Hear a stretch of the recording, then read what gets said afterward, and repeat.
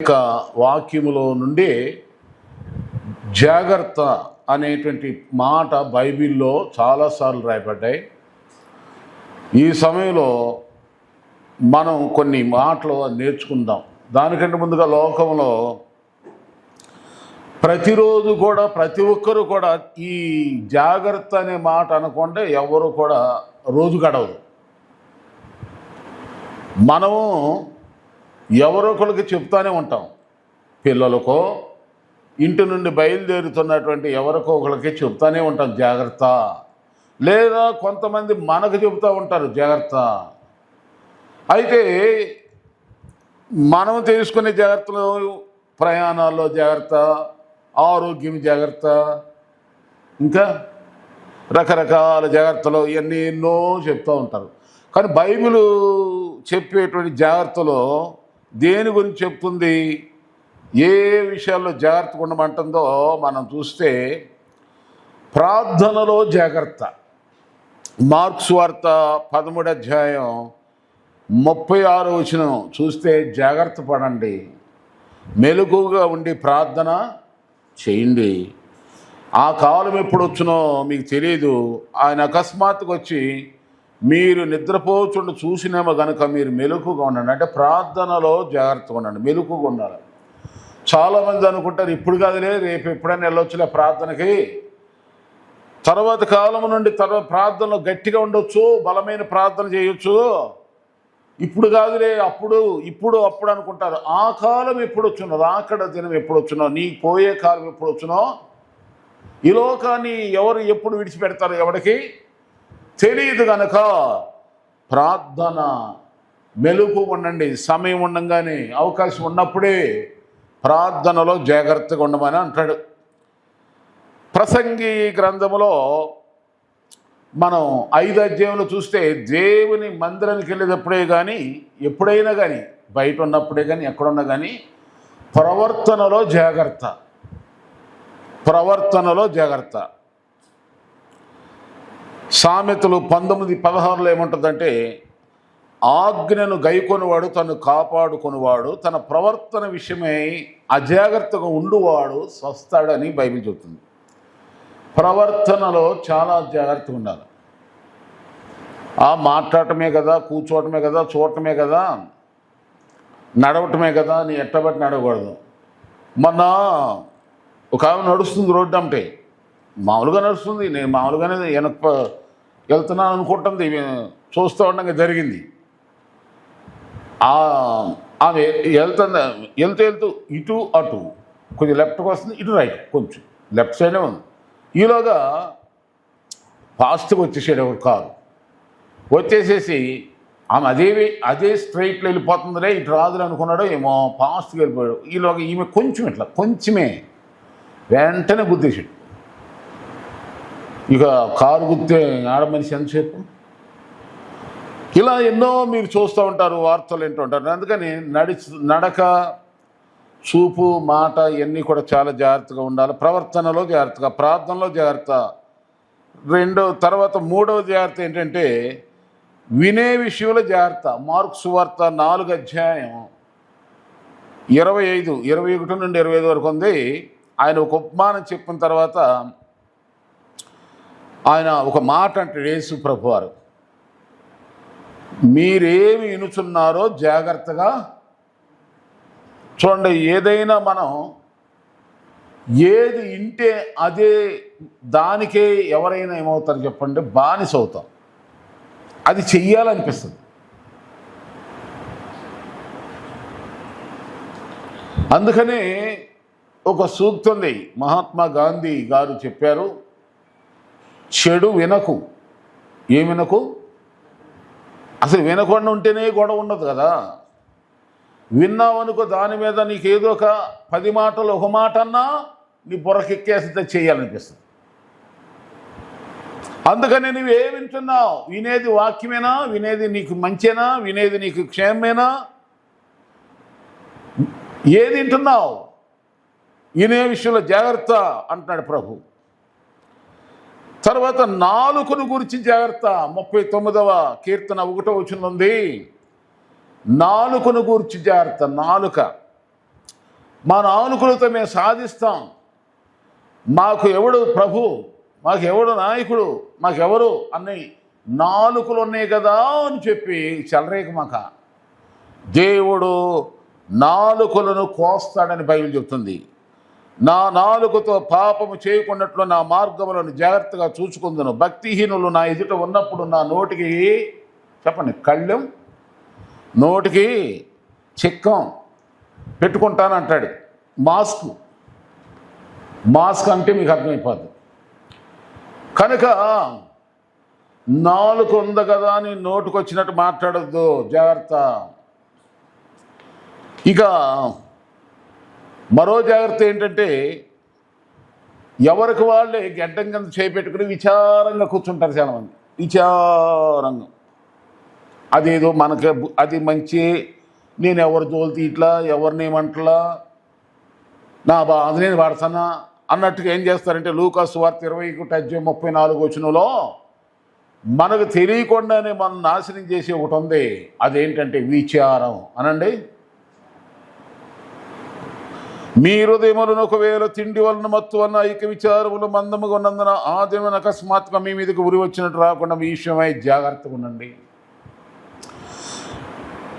విచారం అనే మత్తు ఐక్య విచారం అంట. ఐక్య విచారం అంటే ఏంటి? ఇలా బ్రతకాలి, ఏం చేయాలి, రేపేంటి, ఇవాళేంటి, జరిగింది ఏంటి, జరగబోయేది ఏంటి, ఈ అవకాశంలో ఉండిపోయి ప్రార్థన లేకుండా, ఆత్మ లేకుండా, ఆత్మ తీవ్రత లేకుండా విచారం, ఐహిక విచారం, జీవిత పోరాటాన్ని గురించి,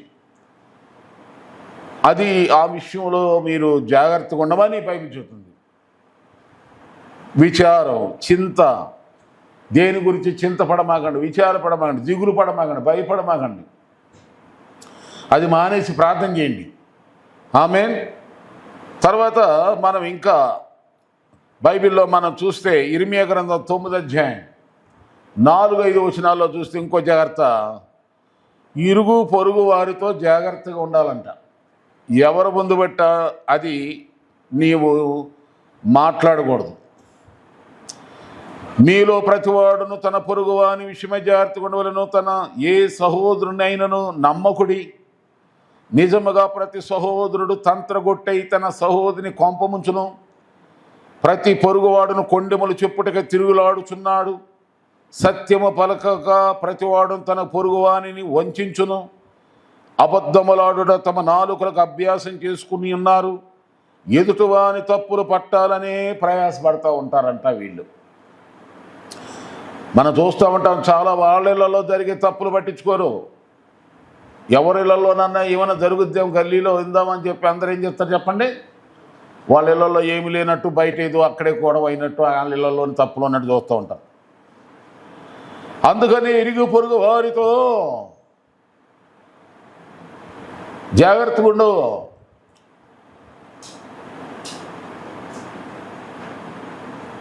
తర్వాత ఇంకా మన బైబిల్లో ఇలా చూసుకుంటా వెళితే ఇంకా అనేక జాగ్రత్తల గురించి ఉంది. విగ్రహములతో జాగ్రత్తగా ఉండు. 1 యోహాను రాసిన పత్రిక 5:20 ఉంది. విగ్రహముల జోలికి పోకుండా జాగ్రత్త. ఇంకా మనం ఇలా చూసుకుంటూ వెళితే మత్తయి సువార్త 7:15-23 వరకు మనం చదివితే చాలా పెద్ద చాప్టర్ అది, చాలా విషయాలు చెప్పబడ్డాయి. అబద్ధ ప్రవక్తలు ఉంటారంట. అబద్ధ ప్రవక్తలు, దొంగ బోధకులు. వాళ్ళు గొర్రెల చర్మములు వేసుకొని మీ యొద్దకు వస్తారు, కానీ లోపల వారు క్రూరమైన తోడేళ్ల స్వభావం కలిగి ఉంటారు.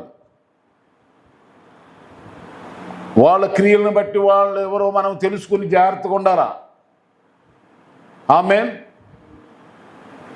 అంటే ఇంకా క్లియర్గా మీకు చెప్పాలంటే ప్రతి పాస్టర్ కాదు పేరుకున్నవాడు. ఆ దైవజనుడు ఎవరో నీవు తెలుసుకోవాలి. నీవు దైవజనుడు అని నేను ఎరుగుదును అనే విధంగా మనం గుర్తించి, ఆ దైవజనుడేనా, లోపల కూడా పెట్టుకొని బయట ఒకటి మాట్లాడుతున్నాడా, పైకి లేలి అంటూ లోన క్రూర స్వభావం కలిగి ఉన్నాడా? ఎవరు? వాళ్ళ క్రియలను బట్టి వారిని మనమే గుర్తించాలి అని ఆ విషయాల్లో కూడా జాగ్రత్తగా ఉండాలి. బోధించే బోధకులు కూడా చెప్పే మీకు ఇది ఎవరికంటే సంఘాలు మార్చే వాళ్ళతో జాగ్రత్త. ప్రతి పాస్టర్ని నమ్ముతారు చూసారా, అలాంటి వాళ్ళకి గురించి ఈ మాట. అక్కడిక్కడ పరుగులు చేస్తూ ఉంటారే, జాగ్రత్తగా ఉండాలి. తర్వాత ఇంకో మాట, కుక్కల విషయం జాగ్రత్త అని ఉంది. కుక్కలంటే మన గల్లీలో తిరిగే కుక్కలు కాదు, దుష్టులైన పనివారంట, దుష్టులైన మనుషులంట. శరీరాన్ని బట్టి అతిశయపడుతూ ఉంటారు, శరీర బలాన్ని బట్టి శరీరానుసారమైన మనసుతో ఇదైపోతారు. కులంలో గొప్ప అని, లేకపోతే శరీర బలాన్ని బట్టో శరీర అందాన్ని బట్టో రెచ్చిపోతూ ఉంటారు.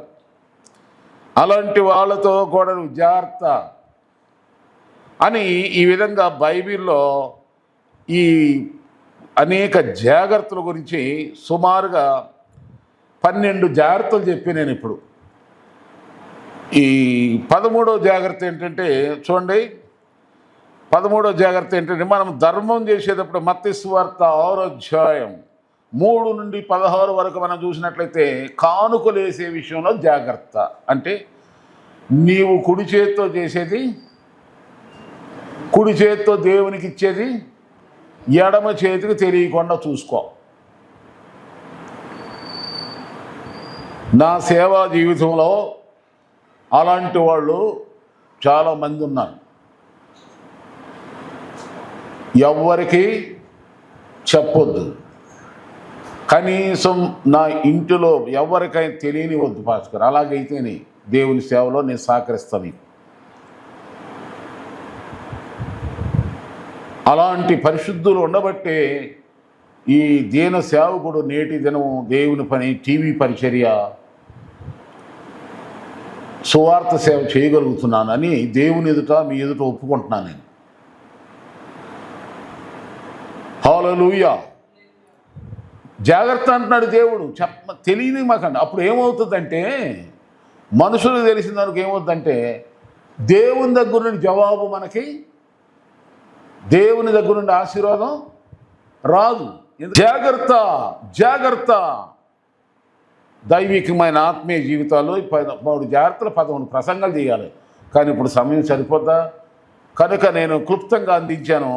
ఈ మెస్సయ్య స్వరం యూట్యూబ్ ఛానల్లో మనకు ఇవి ఎప్పుడు ఉంటాయి. కనుక మీరు ఈ 13 జాగ్రత్తలను మరలా విని దైవాశీర్వాదాలకి మీరు పాత్రలు కావాలని మనవి చేసుకుంటూ దేవుడి మాటలు దీవించును గాక.